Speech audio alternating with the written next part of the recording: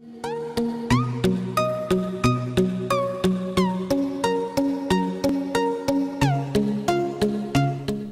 bien, muchas gracias como siempre por acompañarnos. En este día vamos a hablar acerca del espíritu del hombre y cómo el Espíritu Santo trabaja en él. Así que le propongo, caminemos.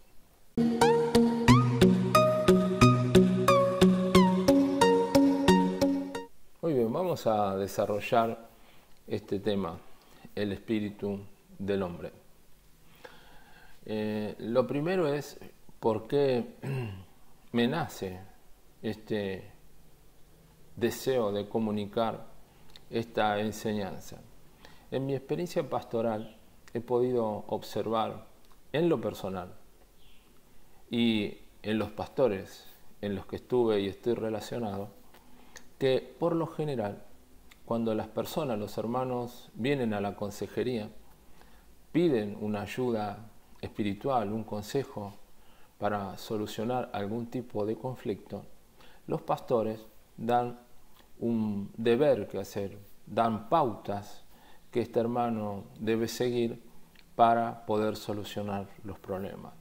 Por lo general estas pautas están dirigidas hacia algo que la persona debe hacer. Y generalmente estos son hechos humanos. Ir al esposo a reconciliarse, ir a un hermano a pedir perdón, o una metodología para librarse del pecado que la persona tiene. Y yo veo que en la mayoría de los casos este tipo de consejo no da fruto, porque es un consejo que está dirigido a la mente de la persona para que lo ejecute en su carne. No es un consejo donde el espíritu lo toma y es puesto por obra. Y en esto veo que hay mucha dependencia del pueblo de Dios, de los pastores, cuando en realidad el Espíritu Santo fue derramado sobre toda carne. Y como dice Juan 14, fue este Espíritu Santo que fue dejado en nosotros, nos enseña todas las cosas y no es necesario que nadie nos enseñe nada. De ahí que la función pastoral es cuidar, comunicar una enseñanza, pero realmente el que produce la revelación y la transformación de los hermanos es el Espíritu Santo. Para ello es necesario que la persona crea que tiene un espíritu, porque la obra espiritual se produce en su espíritu, no en su carne. Muchas personas caminan sin pensar que nuestro espíritu fue redimido. Nuestro espíritu es el que alcanzó salvación, no nuestra carne. Por eso es tan importante cuando Jesús habla de noche con el Nicodemo y le dice, es necesario que se nazca del agua y del espíritu para entrar al reino de los cielos. Del agua porque debe morir el viejo hombre y del espíritu porque es el espíritu que tiene que ser vivificado para entrar en comunión con Dios. Dios nos puso un espíritu porque Dios es espíritu y para estar en comunión con nosotros tiene que ser espíritu a espíritu, no es espíritu a carne. Entonces, esto que parece tan elemental, lo que estoy comentando, es de mucha ayuda y considero que es muy importante, no solo para el crecimiento espiritual en cuanto a la capacidad de resolver problemas personales, sino también en el desarrollo de la obra, en el desarrollo de saber quién soy yo, quién es el diablo, quiénes son las huestes espirituales. Que esto lo voy a ir desarrollando en otros videos. Cuando nosotros caminamos en el Señor, por lo general adquirimos conocimiento, vamos aumentando nuestro conocimiento respecto a la Biblia.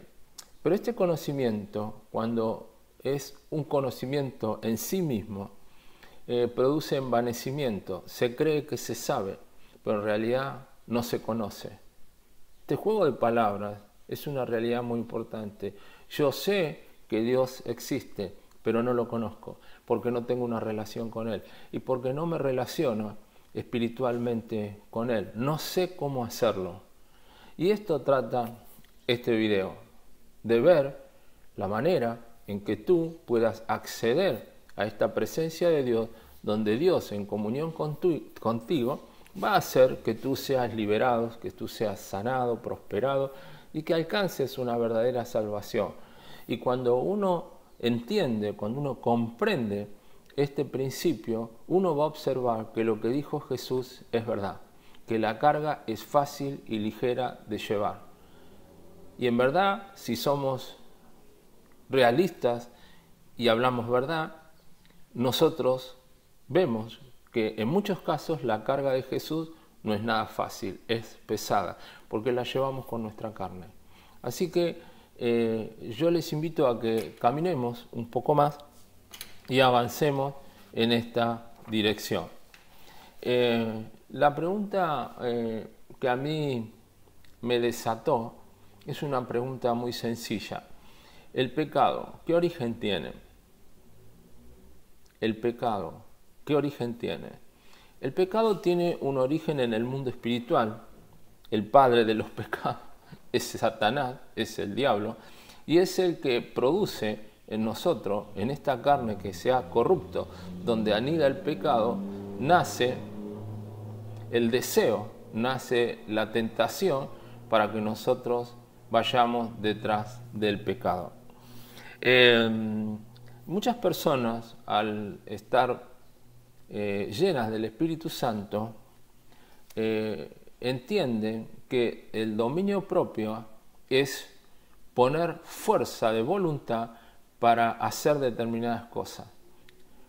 No es algo que imparte el Espíritu Santo por medio del Espíritu, sino que el hombre, siendo consciente de lo que tiene que vencer, pone fuerza, pone voluntad y comienza a trabajar. La pregunta es, ¿cuántas veces has luchado en lo personal para librarte del pecado y no has podido?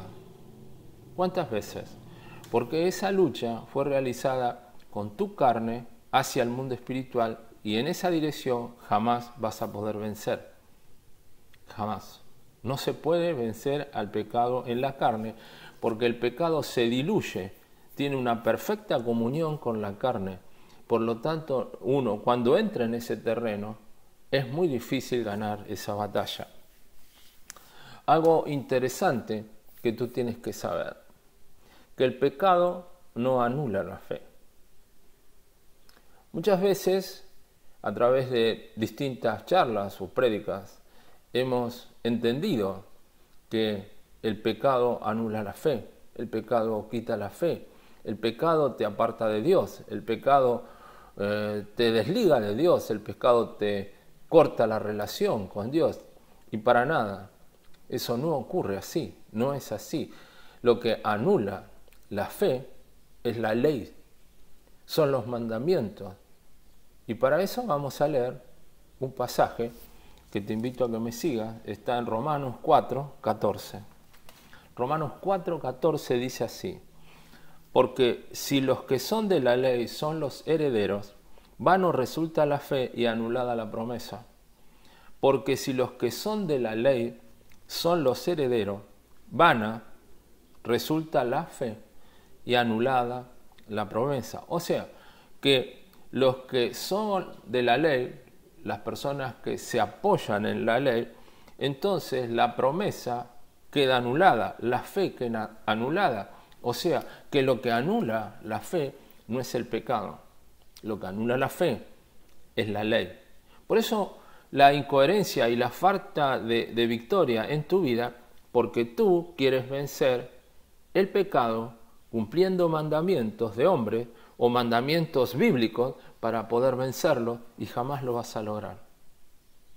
Porque tú tienes que entender que todos nuestros pecados, todo el acta que nos era contraria fue clavada en la cruz y fue expuesta a principados y potestades.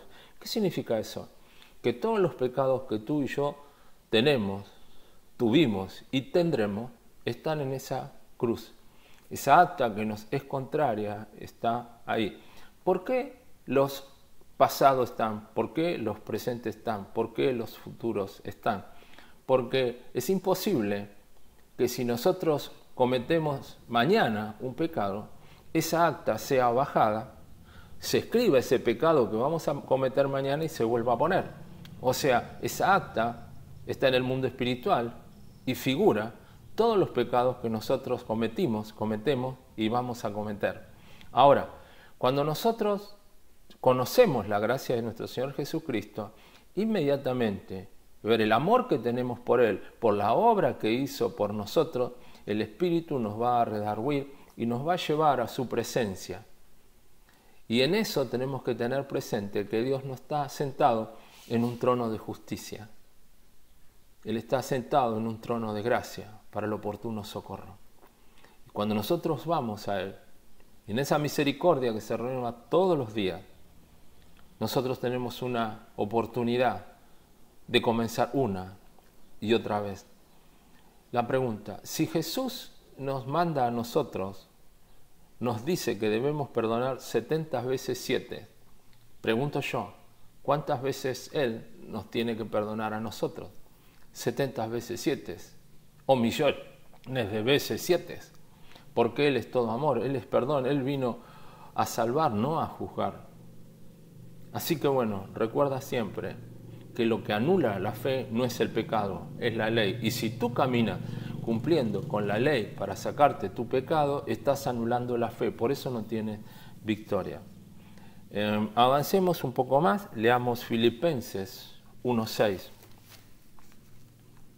Filipenses 1:6. Dice, estando persuadido de esto, que el que comenzó en vosotros la buena obra, la perfeccionará hasta el día de Jesucristo. Estando persuadido quiere decir estando convencido. Yo estoy convencido, Pablo está convencido del que comenzó la obra, la perfeccionará hasta el día de Jesucristo. Un pasaje importante que nunca me voy a cansar de repetir. Nadie va al Hijo si el Padre no le llevara. O sea, el que comenzó la obra en mi vida y en tu vida es nuestro Dios. Nuestro Dios, por su gracia, por su amor a nuestras vidas, por el Espíritu Santo, nos guió a Jesucristo. Y Él fue el que comenzó la obra y Él la perfeccionará. Entonces la pregunta, ¿yo voy a perfeccionar mi obra? De ninguna manera. Él la va a perfeccionar. ¿Y cómo lo va a hacer? Desde trabajando de espíritu a espíritu. Por eso es importante saber que tengo un espíritu. Escuchen esto. Dios es espíritu. El Espíritu Santo es espíritu. La palabra es espiritual. El poder es espiritual. Los dones son espirituales. La oración es espiritual. Las promesas son espirituales. Las bendiciones son espirituales. La comunión con Dios es espiritual. Los ángeles son espirituales. La revelación es espiritual. Nuestra salvación es espiritual. Nuestra esclavitud es espiritual. La victoria es espiritual. Aleluya. Aleluya.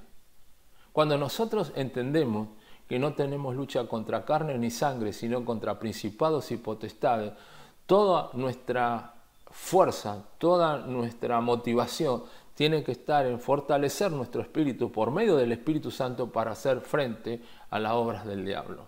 Y recordemos lo que decía Primera de Juan 5:18, que aquel que fue engendrado por Dios, Jesucristo, nos guarda y el maligno no nos toca. El diablo no puede tocar a los hijos de Dios, es bíblico. Entonces, ¿qué sucede con nosotros? Hemos trabajado con nuestra mente, hemos aprendido cosas, hemos incorporado un conocimiento que nos fue revelado. Consecuencia, somos fuertes mentalmente, pero débiles espiritualmente. Por eso nos cuesta ser humildes, porque no reconocemos que esta obra que comenzó Dios en nosotros, llevando a Cristo en la cruz, se perfecciona en nosotros. Él la perfeccionará. Él hará esta obra perfecta en nosotros. Avancemos un poquito más y vamos a ver ahora el pasaje de Juan 4:24. Juan 4:24 dice que es necesario que se adore al Padre en espíritu y en verdad. Esta palabra espíritu y verdad está escrito en minúscula. No es el Espíritu Santo, es mi espíritu. No es la verdad de Cristo, es mi verdad.